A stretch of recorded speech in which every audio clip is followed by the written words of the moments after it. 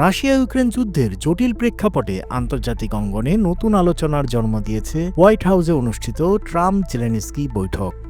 আলাস্কায় Vladimir পুতিনের সঙ্গে বৈঠক শেষ করে এয়ারফোর্স ওয়ান থেকে সরাসরি জেলেনস্কির সঙ্গে বৈঠকের ঘোষণা দেন মার্কিন প্রেসিডেন্ট ডোনাল্ড ট্রাম্প। এই আকস্মিক সিদ্ধান্তে আন্তর্জাতিক কূটনীতির অনেক পর্যবেক্ষক হতবাক হয়ে পড়েন। বেশ কয়েকজন কূটনীতিক সিএনএনকে জানিয়েছেন, বহু বছর পর প্রথমবার দেখা গেল রাষ্ট্রপ্রধানরা নিজেদের সময়সূচি বাতিল করে হুট করে ওয়াশিংটনে ছুটে এলেন। এটা পরিষ্কার যে যুদ্ধ থামাতে সবাই এখন তাড়াহুড়ো করছেন। বিশেষ করে ইউরোপীয় নেতারা বুঝতে পারছেন, যদি তারা দ্রুত উদ্যোগ না নেন তবে শান্তি প্রক্রিয়া প্রান্তিক ভূমিকাতেই থেকে যেতে হবে। সোমবার 18 আগস্ট ট্রাম্প-জেলেনস্কি বৈঠকের মূল আলোচ্য বিষয় ছিল ইউক্রেনের নিরাপত্তা নিশ্চয়তা। জেলেনস্কি এবং ইউরোপীয় নেতারা স্পষ্ট করে জানতে চান, যদি শান্তি চুক্তি হয় এবং ভবিষ্যতে রাশিয়া আবার হামলা চালায় তখন যুক্তরাষ্ট্র কতটা প্রতিশ্রুতিবদ্ধ থাকবে। ওভাল অফিসে জেলেনস্কির পাশে বসে ট্রাম্প বলেন, সেনা পাঠানো পুরোপুরি বাদ দেওয়া হয়নি, বরং তিনি ইঙ্গিত দেন যুক্তরাষ্ট্রের সেনা ইউক্রেনে শান্তিরক্ষী হিসেবে মোতায়েন হতে পারে। এমন ইঙ্গিত জেলেনস্কির জন্য গুরুত্বপূর্ণ, কারণ এটি তাকে শান্তি চুক্তির অন্যান্য কঠিন শর্ত মানতে উৎসাহিত করতে পারে। বৈঠক শেষে ট্রাম্পের বক্তব্য ছিল কৌশলগত। তিনি বলেন, মূল নেতৃত্ব নেবে ইউরোপ আর যুক্তরাষ্ট্র থাকবে সমন্বয়কারীর ভূমিকায়, তবে প্রয়োজনে ওয়াশিংটন নমনীয়ভাবে শক্তিও প্রদর্শন করতে পারে। এমন ইঙ্গিত এদিন স্পষ্ট করেই দেন ট্রাম্প। তবে এই বৈঠকের পরবর্তী ধাপে ডোনাল্ড ট্রাম্পের বড় লক্ষ্য হতে পারে পুতিন ও জেলেনস্কিকে একই টেবিলে বসানো, আর সেই টেবিলে নিজেকেও রাখতে চান তিনি। তার ভাষায়, ত্রিপক্ষীয় বৈঠক হলে যুদ্ধ থামার যথেষ্ট সম্ভাবনা থাকবে। এমনকি বৈঠক শেষে তিনি পুতিনকে ফোনও করেছেন এবং জানিয়েছেন শিগগিরই মুখোমুখি আলোচনার আয়োজন শুরু হয়েছে।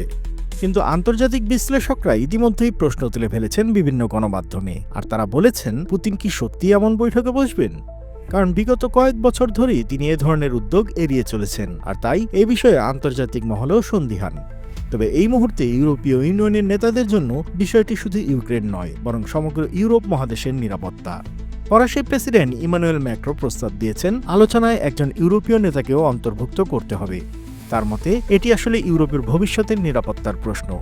কিন্তু ট্রাম্পের মনোভাব দেখে মনে হয়েছে তিনি এখনই তা মানতে আগ্রহী নন। সবচেয়ে বড় ধাক্কা এসেছে যুদ্ধবিরতি প্রসঙ্গে ট্রাম্পের অবস্থান পরিবর্তনে। পুতিনের সঙ্গে বৈঠকের আগে ট্রাম্প বলেছিলেন, যুদ্ধবিরতি না হলে তিনি হতাশ হবেন। কিন্তু আলাস্কা ছাড়ার সময় তিনি ঘোষণা দেন, যুদ্ধবিরতি আর জরুরি নয়, বরং তিনি সরাসরি চূড়ান্ত শান্তি চুক্তি নিয়েই আলোচনা এগোতে চান। আর তার এই অবস্থান ইউরোপীয় নেতাদের বিস্মিত করেছে, কারণ তারা ভেবেছিলেন অন্তত যুদ্ধবিরতির ভিত্তিতেই আলাপ শুরু হবে। জার্মান চ্যান্সেলর মের্জ ট্রাম্পকে অনুরোধ করেন পুনর্বিবেচনার জন্য, কিন্তু ট্রাম্প তার জবাব দেন সংক্ষেপে, যদি যুদ্ধবিরতি হয় ভালো, না হলেও আমরা এগোবো। তবে আগের বৈঠকের তুলনায় এবার পরিবেশ ছিল অনেক বেশি সৌহার্দ্যপূর্ণ। জেলেনস্কি কৌশলগতভাবে চেষ্টা করেছেন যেন আলাপ ভেস্তে না যায়। তিনি মেলানিয়া ট্রাম্পের জন্য তার স্ত্রীর একটি ব্যক্তিগত চিঠি উপহার হিসেবে নিয়ে আসেন। এমনকি সামরিক পোশাকের বদলে স্যুট পরে হাজির হন, যা ট্রাম্পকে সন্তুষ্ট করে। দুই নেতার মধ্যে হালকা হাসি ঠাট্টাও হয়েছে পোশাক নিয়ে। সব মিলিয়ে হোয়াইট হাউসের এই বৈঠক শুধু যুক্তরাষ্ট্র ইউক্রেন নয়, বরং পুরো ইউরোপীয় নিরাপত্তা ব্যবস্থার জন্য একটি বড় সিগন্যাল।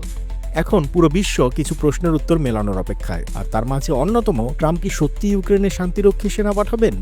ট্রাম্প কি পুতিন জেলেনস্কি বৈঠক করাতে সক্ষম হবেন? যুদ্ধবিরতি ছাড়াই কি চূড়ান্ত চুক্তির পথে হাঁটবেন ট্রাম্প?